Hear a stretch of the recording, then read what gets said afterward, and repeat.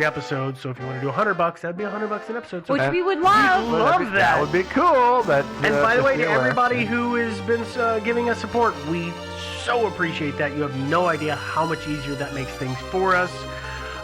The other way that you could support the show is by rating the show. If you are on iTunes, do go ahead and take the time to leave a comment and a rating. And a high one, preferably. Yeah, if you've got an issue or a concern with something that we've said, or you think that we're inferring, wait, I can't say infer, it's something that we're saying, then go ahead and get a hold of us through some other means, because we can't have a conversation via comments. But whatever streaming service you use, because we're also on streaming services, you're more than welcome to subscribe there. And if those have a comment or a rate system, a review system, a lot of them do. Use that. We totally appreciate that. I know. God, has Google Play added that yet? I don't know. I have no idea. We're on everybody at this point, Google Play, Stitcher, whoever. We are on social media, so we are on Facebook, where we've got the Facebook page and the Facebook group. We are on Twitter, where we are Thinking Sideways, where Devin tweets lots of strange pictures that she has put filters on to totally mask her appearance. So if you want to know not what Devin looks like, please check that out. If you want to know what Devin looks like as a pineapple or a wolf, that's a good place for that. That's exactly what you're going to get there. We have a subreddit, so if you are a Reddit user, there's a subreddit, Thinking Sideways. And last but not least, the most popular method of getting a hold of us to have an actual conversation would be email. Oh, we have an email? We do. The email is thinkingsidewayspodcast@gmail.com. Feel free to send in feedback, comments, story suggestions, general praise, or rage. Be aware, we will respond to all emails, but it does take... Eventually. It can sometimes take days. It might take a few days. You'd be amazed how quickly they pile up. Yeah, I do. So, we are not ignoring you if it takes a couple of days. We actually feel bad when I'm like, oh God, it's still there. I'm freaking out. It's stressing me out, man. Yeah. So, we will write you back. Yeah. But that is... Please do write to us and tell us how much you love us. Yeah. Feel free. Did I forget anything? You did, but I don't know what. I forgot it too. Okay. Well, I appreciate everybody staying with us through this long and... kind of haphazard, drawn out... It's just appreciate all of that and dealing with every freaking pun we've made. So it was. Hey guys, I want to point out it was mostly all you guys making the bad jokes. Yeah. Okay. We're gonna zip this one up and the Wonderland murders next week. Yeah, the mystery is not even the mystery is why didn't somebody kill them sooner? Frankly. Anyway, I'm sorry. That sounds a little callous, I guess. Phrasing, phraseology. Yeah. Phraseology. Yeah. It's just like nameology.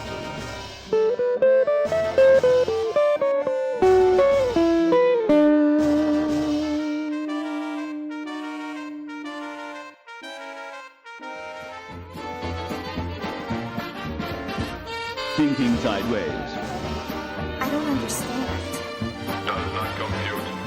You never know. What? Stories of things we simply don't know the answer to. Hi there. Welcome to another episode of Thinking Sideways. I am Joe, joined as always by Steve. Devin. Yeah. Well, and we're here to talk about another mystery. Yeah. Yeah. Indeed. I guess. If that's what you're into these days. Yeah. It's what the kids dig. Yeah. Yeah. Till we become a cooking show. That's not till next week. Nah. Don't tell anybody. Yeah. How to make ramen. Mm-hmm. Very good at that. Yeah. All right, so this week we're going to talk about a very famous lost treasure, which you've probably heard of. And if you haven't heard about it, well, you're in for kind of a treat. This one is called Yamashita's Gold, also known as the Yamashita treasure. You probably know of it as Yamashita because that's how it's spelled, but it's actually pronounced Yamashita. Oh, is it really? Yeah. I didn't realize that. Mm-hmm. I remember because the first time I heard about this it was like 2 years ago when we talked to Roy Bainton. And he mentioned this when we were talking to him after we had finished the recording, and he had mentioned it, and he'd call it Yamashita as well. So a lot of people do. I figured that was the correct pronunciation. Good thing you researched this and not me. Yeah, me too. Yeah. Oh, you never know. I mean, maybe it's actually a name, like somebody's given name. So maybe he actually did pronounce it Yamashita. The Yamashita of Yamashita's Gold was General Tomoyuki Yamashita, who was in command of Japanese forces in the Philippines from 1944 to 1945. And as you know, what was going on back then, it's like What World War was II. going on? Oh, war. Oh. Yeah. The second big one. Oh. Yeah, the second. The Japanese had been special guests of the Philippine people for a while now. Special guest. Got it, yeah. Yeah, and then along about late 1944, a bunch of Americans with guns showed up and said something on the order of, "We want it back." This is ours now. Yeah, we're going to take this here back. Let's talk about the treasure, though.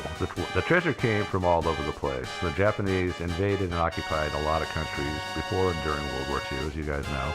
Brutally. Yeah, they were kind of harsh. Yeah. Those countries include China, Korea, Burma, Malaya, Dutch East Indies, Singapore, and of course the Philippines. And of course, besides being kind of brutal, they also looted the places for all they could find. So they took a lot of gold, silver, platinum, precious gems, and stuff like that. I mean, I would. I would too. Hell. Yeah. Yeah, Feel entitled at that point. Yeah. I worked so hard for this. Yeah. Yeah.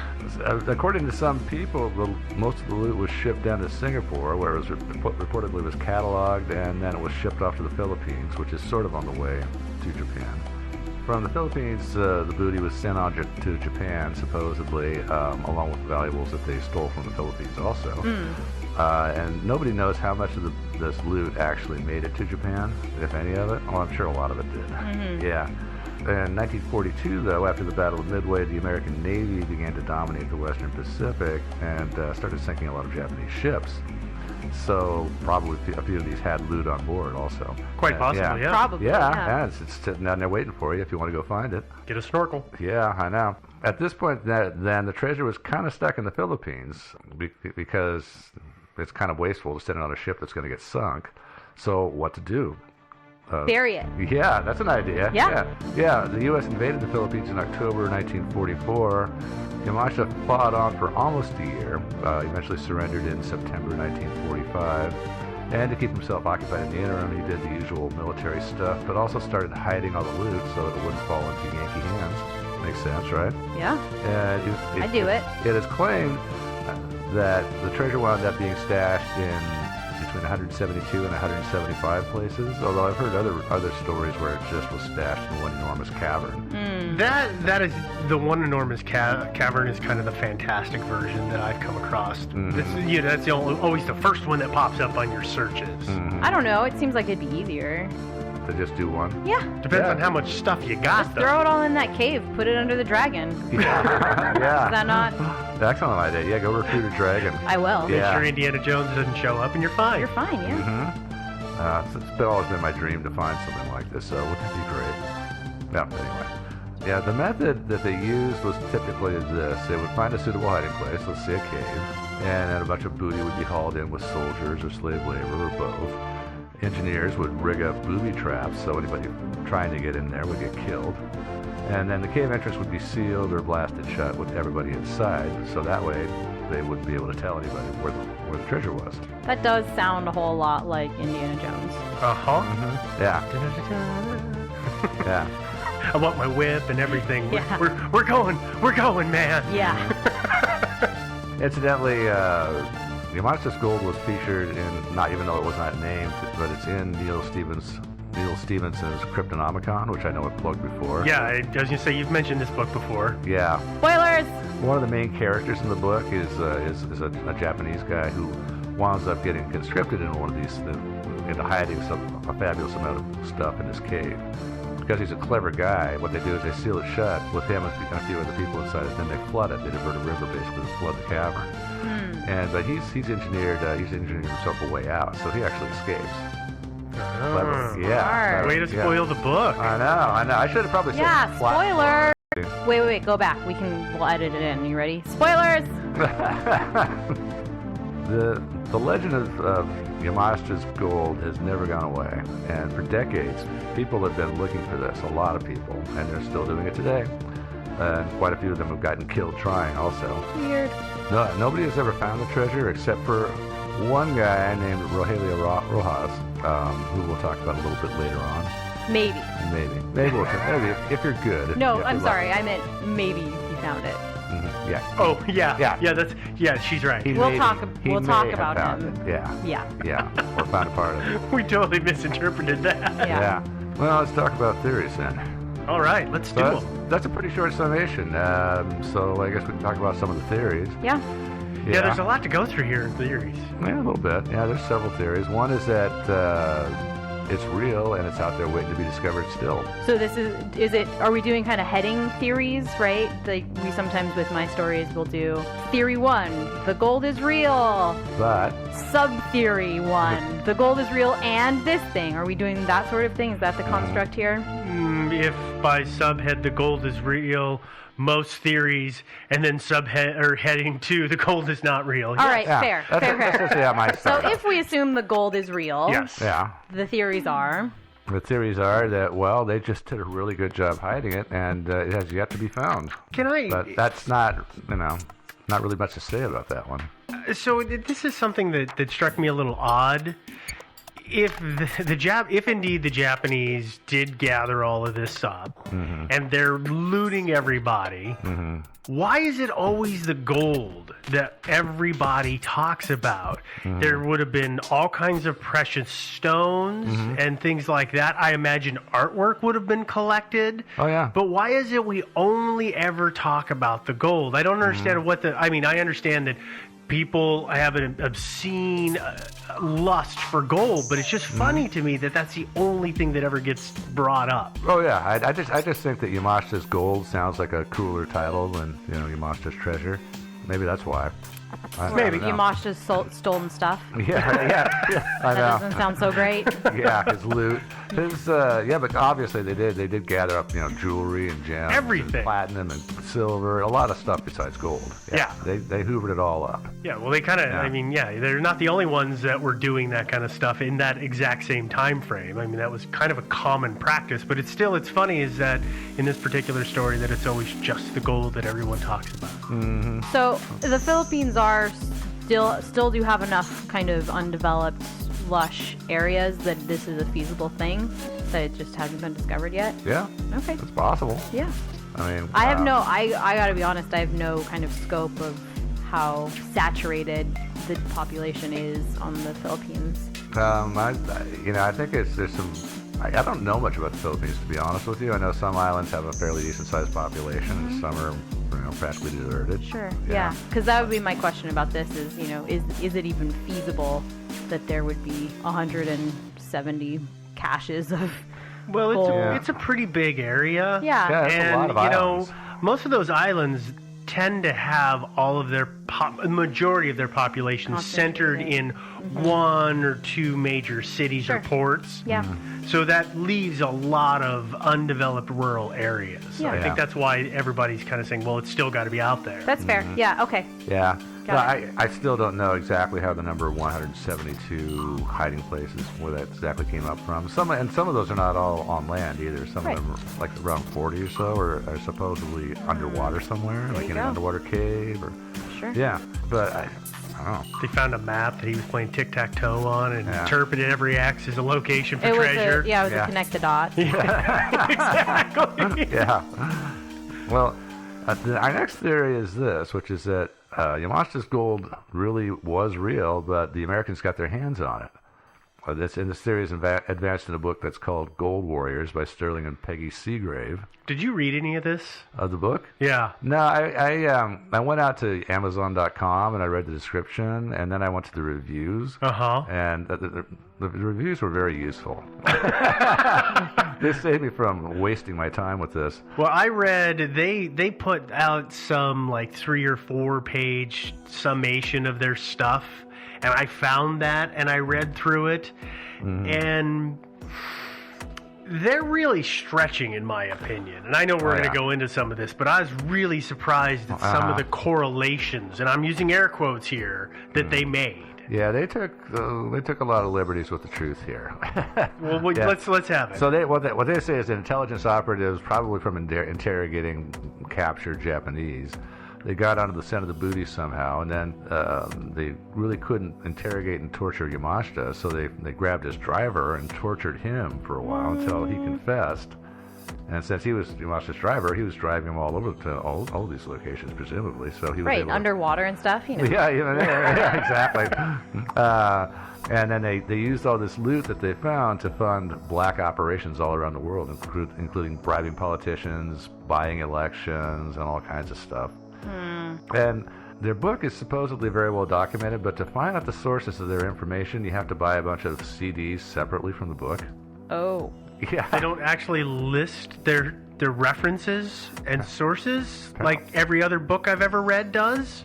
Well, I think that they do have. I think they do have citations in the book, but apparently, if you want all their information, then you have to buy the CDs. Yeah, and so and that's a whole separate price from the books.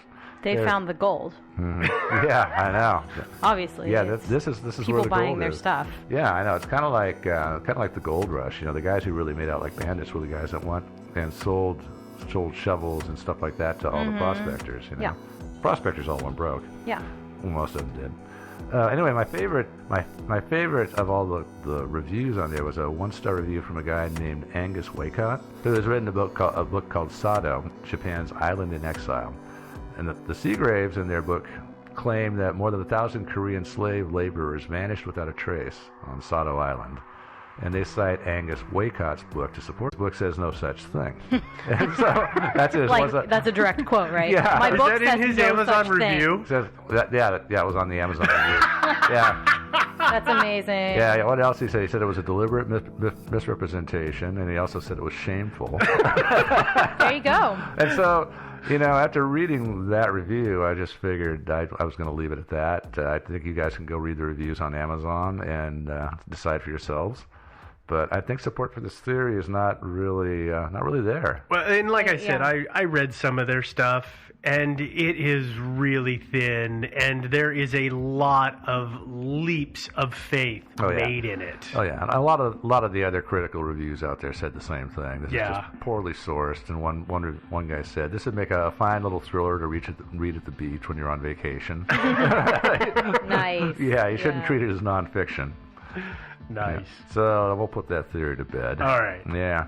Another theory is that under the gold is real thing is that maybe some Japanese soldiers who had knowledge of at least some of these places have gone back in the decades since and actually found some of this stuff and spirited it out of the country. Yeah. Yeah.